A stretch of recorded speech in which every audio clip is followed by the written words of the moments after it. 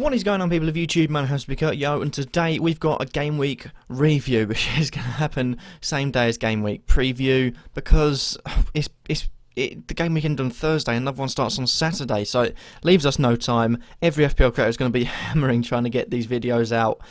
Basically, today I haven't got much time at all, let alone, to do the second video, which is the preview. So I'm just going to stop waffling and grab straight into the action. The best free player of each position, let's go. And also no face cam because I don't look too good this today. I just felt like it. But anyway, starting off, Aurelio Gomez. Why is he in there? Well, after conceding, what was it, 3 against Manchester City against West Ham United in the second game, he did save 2 penalties, get a clean sheet, 3 bonus points, and get 1 point for extra saves, as well as a yellow card. But he deserves to go in there because of the fact he got 19 points in one game week, so well done to him. Would I bring him in?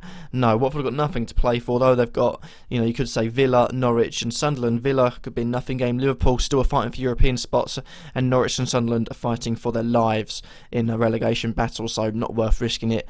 In my opinion. Second of all, we've got David De Gea. He comes in after doing what everyone said he would do, and it was a pretty easy choice to grab him in there, get an easy 12 points, which was a clean sheet against Palace and a clean sheet against Villa. Nothing more to say on that. Would I bring him in? To be honest, you missed game week 35. After that, you got a few easy game weeks, so for me, definitely yes. I'm going to be keeping him in my team and taking the wrath of not playing goalkeeper this week, so I have no free transfers left. But Robles will be coming out after this game week for someone that might play every week. Just, well, it doesn't really matter anyway. But moving on, finally, I had to choose between Manone or Adrian, and I've gone for Vito Manone. Simple fact of, he's got 1 game and he's performed well, made 6 saves, got a clean sheet, also 2 for a bonus. Whereas you look at Adrian, he had it in 2 game weeks, so he did save penalty. In one of them he didn't get a clean sheet, and I like clean sheets in goalkeepers, so for me Manone comes in and takes the 3rd spot, although well done to Adrian. Also, moving on to the defenders, we have another Manchester United defender, surprisingly 2 of them, and 2 right backs, and that's surprising as enough as it is. But Antonio Valencia, whoever moved him into right back, I can't remember if it was mixture of Fergie and Moisey, or just Fergie or just Moisey, but he was, he's proven to be quite a good right back, good in the defence, and I think he might have moved there in Fergie's era when there were injuries in the defence, and for the last few stages of the game, and he proved to be good there. And I think he's a really good right back, and he's shown that this week. With 2 clean sheets, also grabbed bonus points in both games, and also assist in one of them. So well done to him, definitely deserving of it. Then second of all, another right back, which is Matteo Darmian, who didn't play in the first game, but did play against the second. I think he might have played left back then, or Valencia played further forward or something like that, but picks himself up 3 for a bonus, clean sheet, an assist and a goal, which means he basically dominated the game against Palace. It was 2-0, so he basically contributed to both goals, so well done to him. And lastly, the player who seems to be Newcastle's little shimmer of hope is Jamal Lascelles. He had 2 games this week, although 1 against Manchester City, and although they did concede a goal, they got a draw out of that, so well done to Newcastle for that. And also commanding 3-0 win against Swansea, started off with a goal from Jamal Lascelles.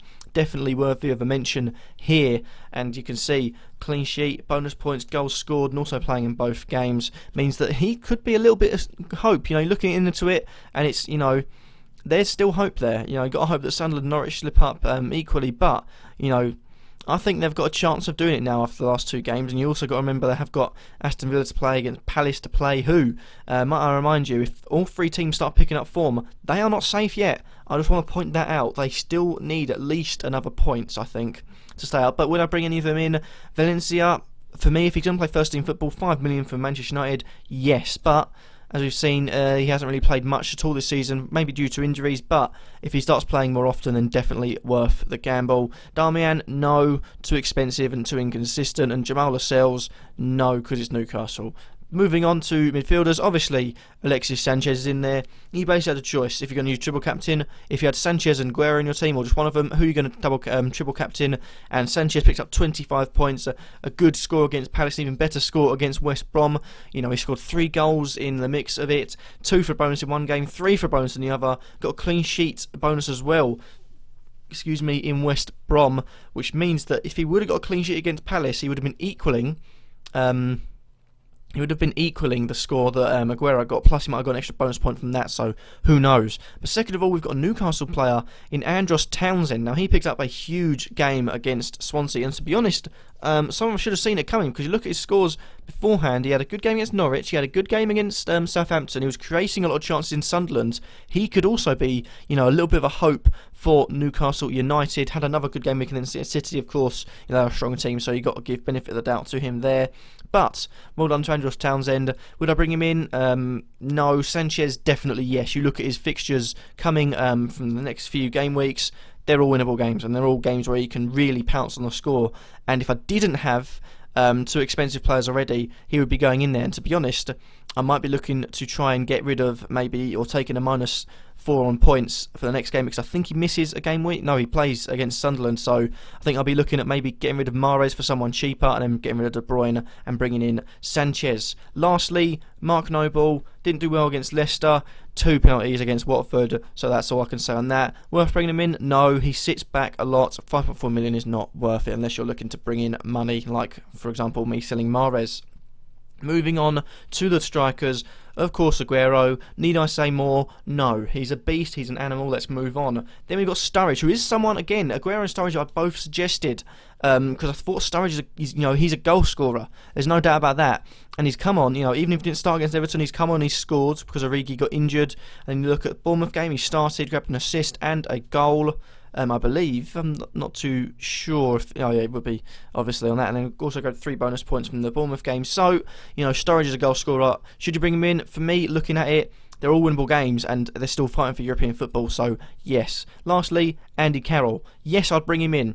He had a good 2 game weeks, goal against Leicester, although he conceded the penalty, and also a goal against Watford, so I was getting bonus points in each. Would I bring him in? For me, yes, because if you've got someone like Lukaku, you could bring him in for a little bit of extra dosh, and then, of course, Bob's your uncle, Pete's your mate, whatever you want to say. He'd come in, free up some cash. He's also, quite dangerous when used appropriately. He's got 4 games coming up. All 4 of them you could say are winnable, so definitely worth it, because they are going after European football. And that's where I'm going to end. Sorry this has been so rushed. Just to recap, if I bring him in or not. Gomez, no. De Gea, yes, after game week 35. Manone, no. Valencia, yes. Darmian, no. Lascelles, no. Sanchez, yes. Townsend, no, because he's a bit too inconsistent. But if you want to free up some money, then definitely worth it. Mark Noble, no. Aguero, yes. Sturridge, yes. And Carroll, yes. That is it for now, guys. Hopefully you have enjoyed. Remember to like, comment and subscribe, and I'll see you all in the preview. Sorry, this is a bit short, but I've got to rush. Peace.